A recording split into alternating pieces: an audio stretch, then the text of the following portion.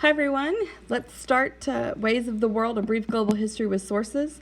Chapter 19, Empires in Collision, Europe, the Middle East, and East Asia with reversal of fortune, China's century of crisis. So let's start with this image, carving up the pie of China. In this French cartoon from the late 1890s, the great powers of the day from left to right, Great Britain's Queen Victoria, Germany's Kaiser Wilhelm, Russia's Tsar Nicholas II, a female figure representing France, and the Meiji Emperor of Japan participate in dividing China, while a Chinese figure behind them tries helplessly to stop the partition of his country. So to what extent does this image of European powers in Japan competing for slices of China depict actions that were similar to those taken by Europe and Africa in the 19th century? The image shows figures representing the great powers dividing up China while ignoring the protestations of the Chinese figure behind them.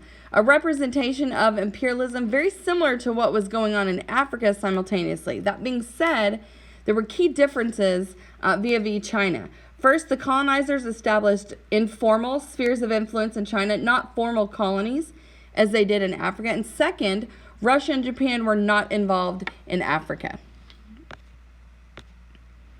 All right, let's start with the crisis within. Now, China was, to a large degree, a victim of its own success. Population had grown from about 100 million in 1685 to some 430 million in 1853. But China didn't have an accompanying industrial revolution, so there's growing pressure on the land, impoverishment, unemployment, and starvation. And the Chinese bureaucracy did not keep pace with growing population. The central state gradually lost control of provincial officials and the gentry, and corruption and harsh treatment of peasants was an endemic among the officials. Bandit gangs and peasant rebellions became common. See the culmination of China's internal crisis, the Taiping Uprising, and affected much of China for a 14-year period, 1850 to 1864. The leader, Hong Xiuquan, and I'm sorry if I mispronounced that, proclaimed himself the younger brother of Jesus and was sent to establish a quote-unquote heavenly kingdom of great peace. I called for radical equality and even planned to industrialize China. And the posture toward women was also revolutionary. Women fought in their own regiments. Officials ordered the feet of women to be unbound. Land program promised men and women equal shares of land. Women could sit in civil service exams and take up positions usually overseeing other women. Marriage by mutual attraction was promoted. And the leader Hong was more conservative, however, in his views.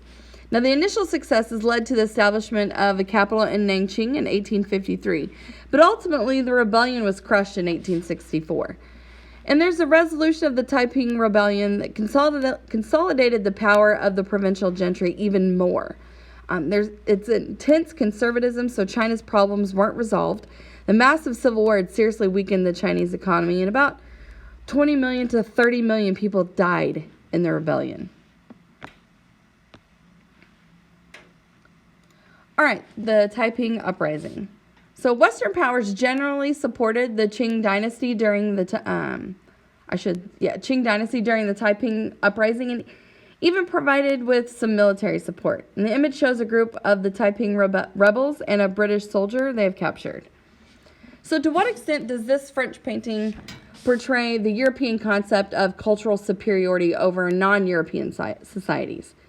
Well, the image shows a well-dressed and ordered British soldier awaiting his fate bravely, unlike to the artist, uncivilized rabble that surrounds him. All right, so let's talk about Western pressures. The Opium Wars show the transformation of China's relationship with Europe. Opium had been used on a small scale in China for centuries, but the British began to sell large quantities of Indian opium to China. And Chinese authorities recognized the dangers of opium addiction. They tried to stop the trade. The European merchants bribed officials to smuggle opium in, and China suffered a species drain from large quantities of silver spent on opium. And in 1836, the emperor decided to suppress the trade. And the British responded with the First Opium War, 1839 to 1842. And it forced the Chinese to accept free trade and proper relations among countries. Now, then there's the Treaty of Nanjing in 1842. It restricted Chinese sovereignty and opened 5 ports to European traders. Then the Second Opium War, which was 1856 to 1858, during this war, Europeans vandalized the Imperial Summer Palace. More treaty ports were open to foreigners. Foreigners could travel freely and buy Chinese land. China was open to foreign missionaries, and Western powers were given the right to patrol some of China's interior waterways. China was also defeated by the French in 1885 and the Japanese in 1895. They lost control of Vietnam, Korea, and Taiwan. The Qing dynasty was deeply weakened at a time when China needed a strong government to deal with modernization. And these quote-unquote unequal treaties inhibited China's industrialization. All right, addiction to opium. So throughout the 19th century, opium imports created a massive addiction problem in China, as this photograph of an opium den from around 1900 suggests. Not until the early 20th century did the British prove willing to curtail the opium trade from their Indian colony. So what aspects of this photograph appear to be posed? What was the photographer's purpose in taking this photo? Well, most of the photo does appear as to be posed or as posed. At the very least, the 3 men on the left appear to be posed, especially the man at the far left who likely would not be reading the newspaper with his cue hanging over his arm, which was likely displayed in this way to indicate maybe his Manchu status. And the photograph depicts an orderly, well-regulated opium smoking, as if opium was a social drug akin to beer or tobacco, rather than a highly addictive drug that ruined families and communities. As such, it was likely taken by somebody who felt opium in China was a good thing and sought to portray it as such.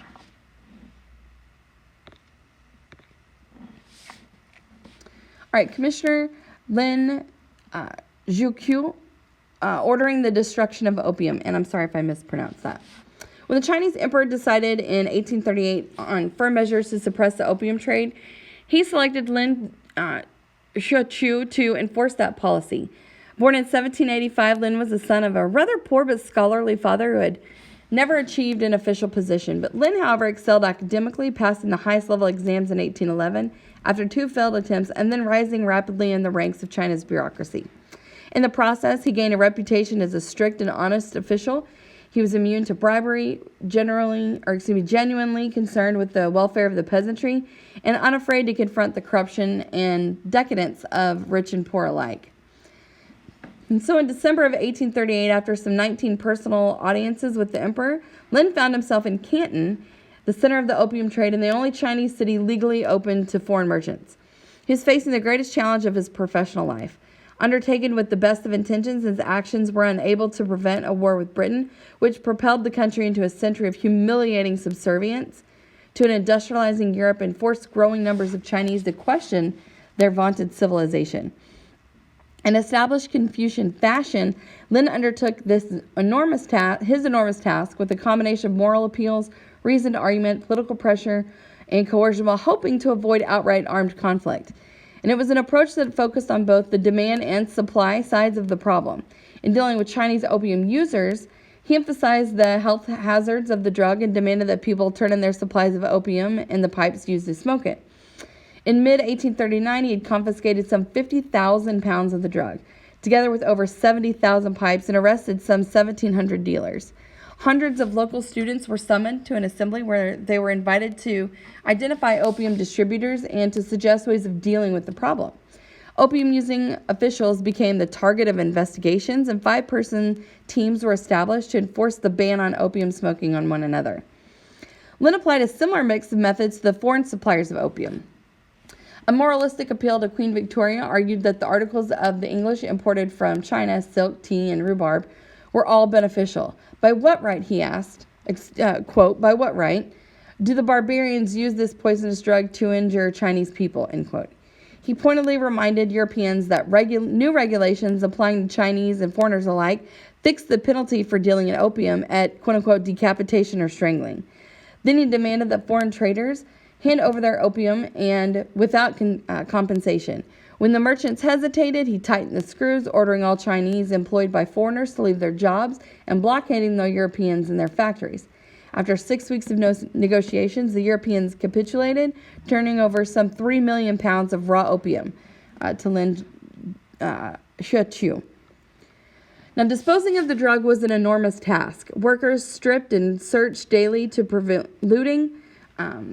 They dug 3-hole trenches into which they placed the opium mixed with water, salt, and lime, and then flushed the concoction into the sea. You could see part of that image there, or part of that in the image here, which shows the commissioner overseeing the process. And he also offered a sacrifice to the sea spirit, apologizing for introducing this poison into its domain, and, quote, advising the spirit to tell the creatures of the water to move away for a time, end quote. He informed the emperor that throngs of local people flocked to witness the destruction of the opium, and foreigners came to observe the spectacle as well. Lin reported, quote, the foreigners do not dare to show any disrespect, and indeed I should judge from their attitudes that they have the decency to feel heartily ashamed, end quote. Had he been correct in his appraisal, history would have taken a very different turn, but neither Lin nor his superiors anticipated the response that these actions provoked from the British government. They were largely unaware that European industrial and military advances had decisively shifted the balance of power between China and the West. Arriving in 1840, a British military expedition quickly demonstrated its superiority and initiated the devastating Opium War that marked Lin's policies in Canton as a failure. As a punishment for his unsatisfactory performance, the emperor sent Lin to a remote post in western China, and although his career rebounded somewhat after 1845, he died in 1850 while on the way to an appointment aimed at suppressing the Taiping Rebellion. While his reputation suffered in the 19th century, it recovered in the 20th as an intensely nationalist China recalled its principled stand against Western imperialism. All right, the failure of conservative modernization. The Chinese government tried to act against some of these problems. There's the policy of, quote, self-strengthening, end quote, in the 1860s and 1870s, application of traditional principles along with very limited borrowing from the West, their efforts to improve the examination system and restoration of rural social and economic order through support of landlords and repair of irrigation systems. There's a foundation of new industrial factories and the establishment of some modern arsenals and shipyards, some study for other languages and sciences as well. Conservative leaders feared that the development would harm the landlord class, and new industries were largely dependent on foreigners, and that strengthened the local authority rather than the central state. Now, the Boxer Uprising, 1898 to 1901, is when the militia organizations killed many Europeans and Chinese Christians and besieged foreign embassies in Beijing. The Western powers in Japan occupied Beijing to crush the revolt and imposed a massive reparation payments on China to the Western powers in Japan. The growing number of educated Chinese became disillusioned with the Qin dynasty. Organizations to examine the situation and even propose reforms were established, and there's a growing drive for a truly unified nation in which people took part in public life. And Chinese nationalism was against both foreign imperialists and the foreign Qing dynasty. And the government agreed to some reforms in the early 20th century, but not enough. And the imperial order collapsed in 1911. All right, China and the world in the 19th century. So as China was reeling from massive internal upheavals during the 19th century, it also faced external assaults from Russia, Japan, and various European powers. By the end of the century, large parts of China were divided into spheres of influence, which affiliated with one of the major industrial powers of the day. So which foreign powers gained the most from their quote-unquote unequal treaties with China? Which geographic features in China did foreign powers value? Well, the British, French, and Japanese territorially benefited most from their unequal treaties with China, though the Germans and Russians were active as well. And based on the locations of the spheres of influence, foreign powers preferred river valleys and coastlines, which generally had the most people, the most agricultural land, and allowed for greater commercial opportunities and faster transportation. To what extent were Japan's imperialist efforts in China more successful than those of European powers? Well, Japan, unlike other foreign powers, established formal colonies in Korea and Taiwan from Chinese territory after the First Sino-Japanese War, 1894 to 1895. And that concludes our study of the reversal of fortune, China's century of crisis. I will see you guys next time.